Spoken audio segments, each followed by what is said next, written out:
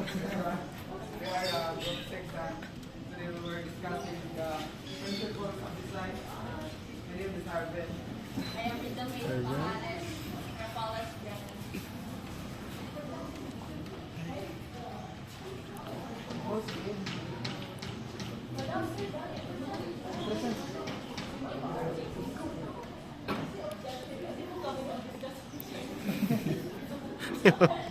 Nagsikat ako.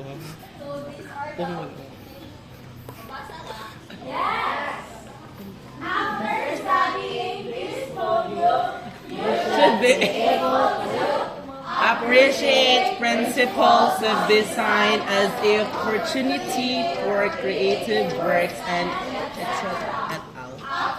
The principles of design on their own. Identify the principles of design in existing artwork. So nakuha mo kung saan ang title na? So, sino basa? Ako.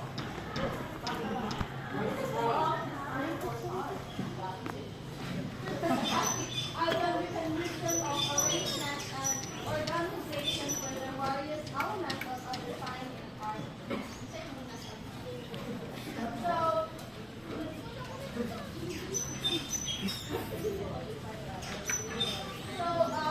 in artwork or in art, there are a lot of elements that correspond siya within that specific principle or maka-imo siya kasama ng art yun, arrangement and organization of various elements of design and art. So, in other words, the principle of design and art must incorporate siya sa nine elements of design in order for the art to become siya na ba may has yung indication. Ano na yan? Magani una. Of design or art, these are the fundamental guidelines that govern the organization and arrange the overall elements in artwork. So these are the kind of principles of design.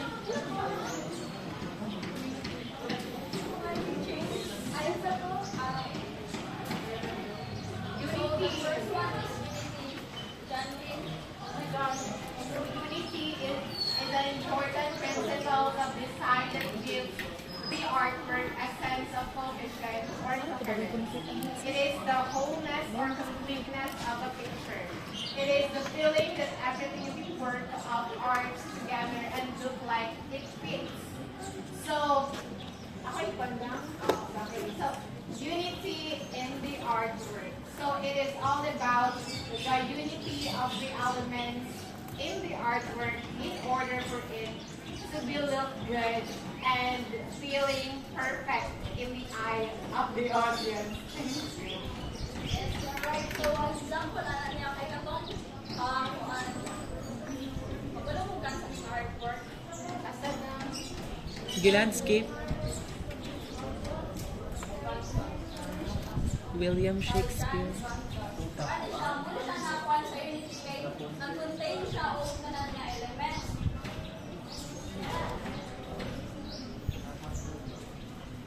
So, unity is kung ano siya, making sure that all elements in the art works well together. So, only siya nakuha and all elements na siya nila sa in nag-contain siya sa tanang elements. So in artwork as unity, it looks like all parts of it perfectly seamlessly. So creating visual appealing and effectively composition. So muna siya ikuan sa unity mga examples. So rhythm, aman, Leader. Flow of appearance achieved by the application of visual services. Principle of design that integrates movement created by the personal treatment of repeated elements in work of art controls visual picture. yung sa mong nasa sa ano yung first. Ayan, paulang.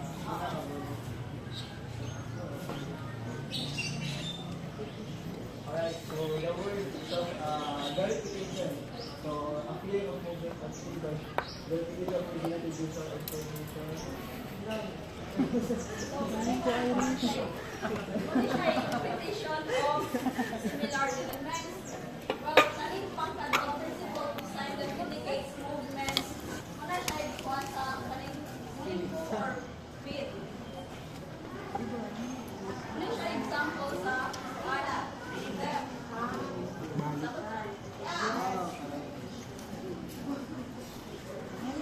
So, it guides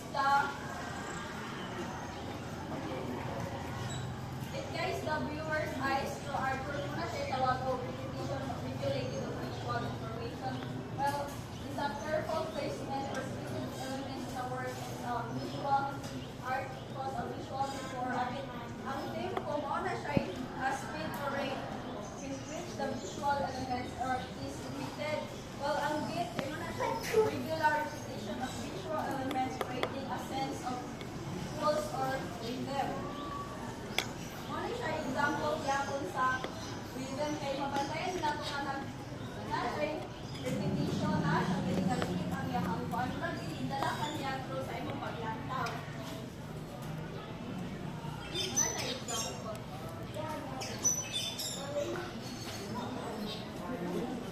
So please read formation.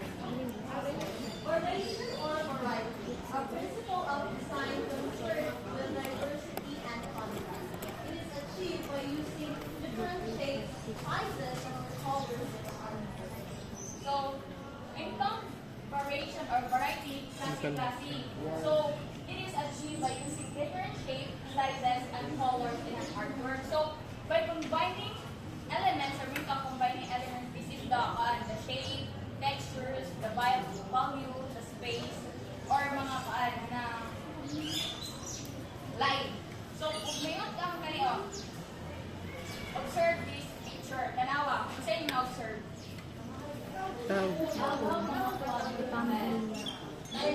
So, nasa yung mga laing-laing colors like yellow, white, na siya. This is variety ng classic.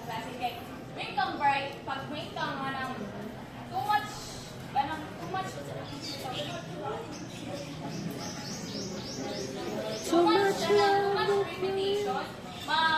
ang artwork, boring yung pag ang kanang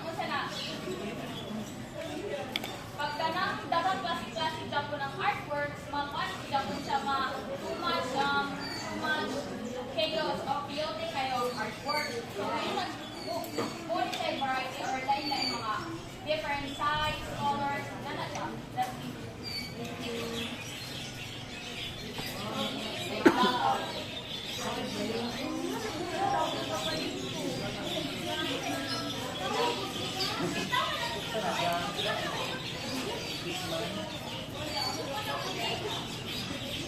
That's it.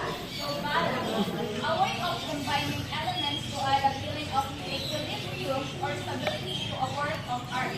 It is the visual way of line, form, volume, etc. A quality which gives the feeling of rest, peace, repose, and stability.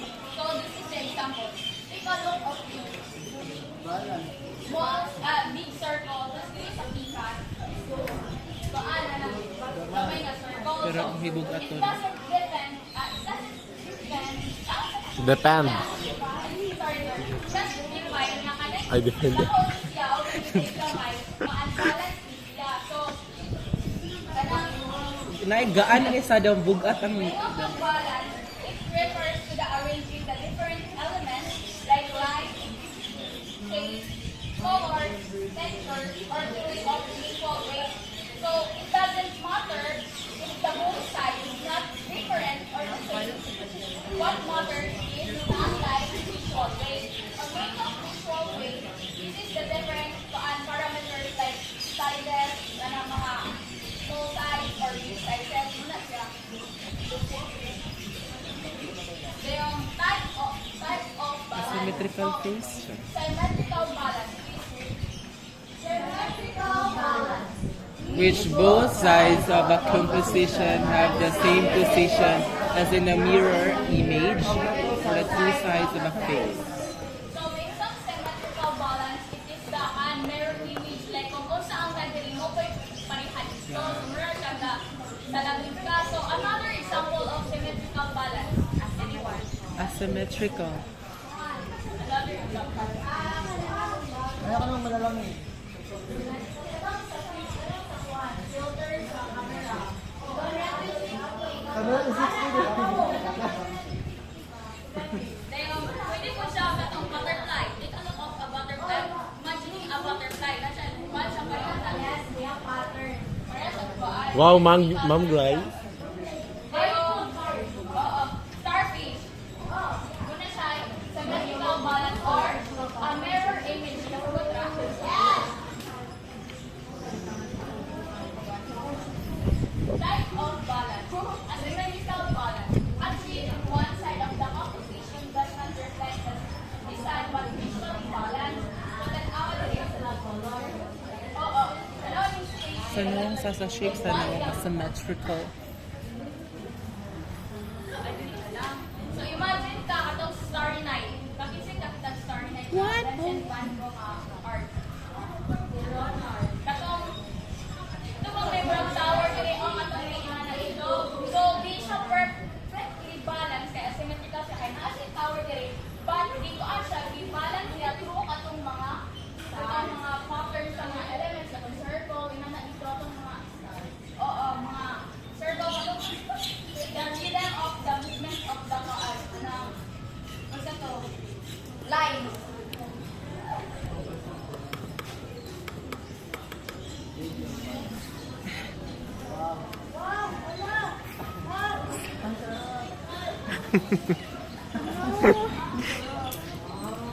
Okay naman na ka? Retail balance. So, this is the main part. Part.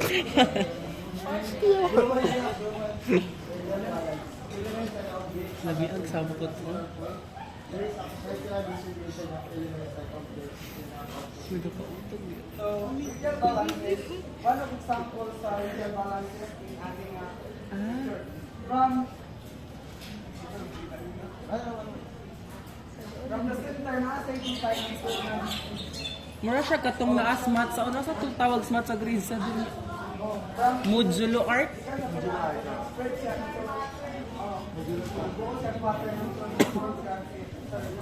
Thank you, sir. circular kasi. So,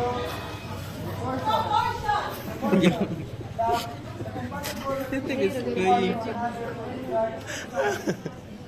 Principles of design that refers to the relationship of certain elements to the whole and to each other. It is a comparison of the relationship. So, one is yung katong art na Lapit na. nasa space of Igo na pagdagway niya. Igo harap ka rin. Lapit na tayo niyo. Kung 43 pa kaya panigasa. as comparison ng nasa space na ito, makita niyo ang Susana, si Billy o tayo umaapoy. Patongan. Patonganay. ang proportion. Kuhan niya ba? Nasa comparison kada side. Next is the principles of visual organization of subjects that certain elements are important in other decisions. A focal point, it is the most important part about the artwork and the viewer's eye is strong in that area. So, basta siya ka-art na naasya niya ka na video, so naadyo kayo makita na lagi mo. Yung star. Like, ano ba? Like, for example, imong lawas na agi isang mag-shine. Diba?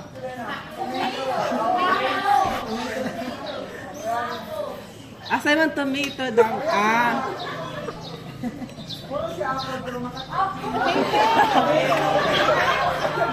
Tomato reveal! Patingin nga ng tomato mo, kuya. Mapula-pula ba yan? Mamink-mink. Dili, Ranastor. Bala nila video magkurug-kurug. Uy, wala. Ikaw na, Perk. Guidelines that are essential for physical activity. So, how can you say that those principle of art is essential for one? Essential for our design o kung ano magamatag design. Ito yung magamatag design. Why? Si Papart. Si Park. Essential ba ang gamata o design? Art to art o artwork sa atong artwork. Biyako. Ba? So, diba, the principles of designs are guidelines that are essential for visually appealing. So, muna siyang importante kay for example, ikaw artist ka, ug maghimo ka og kanang naakay himuon nga paintings niya. Wala kay basihanay kung sa to drawing nga kadira. Do you think kanang ganang walang taw nimo ay kanang ganang walang taw is ganahan sila? Like more sila boringan sila kay wala gani kay more idea asa to gagikan nga imong painting, di ba? So dapat jud na ay principles of designs and guidelines. Thank you, Mr. Philip. Wow, ang galing. So and Erika Ano? Umaapoy si Erica. So, principles of design, as what we have discussed earlier, these are important, especially if you are an artist, because the goal of an artist is to catch the attention of the audience or listeners. So, in order for the artist to become an effective artist, he or she should follow the guidelines so that his or her artwork would be successful and of course, Sumak. aside from recognized 20% of our lives. Uy, matunos, Erika, bilot mo sigtutok ha. Katong mga principles of art nga atong namin is one is a very important thing. It's not the really sa inyo nga katag dito sa kuang art. Para sa kuang art, katag go. Ano sa kipik o functional ba? Hindi lang may makatag sa araw. So overall, conclusion, so dita kasulod.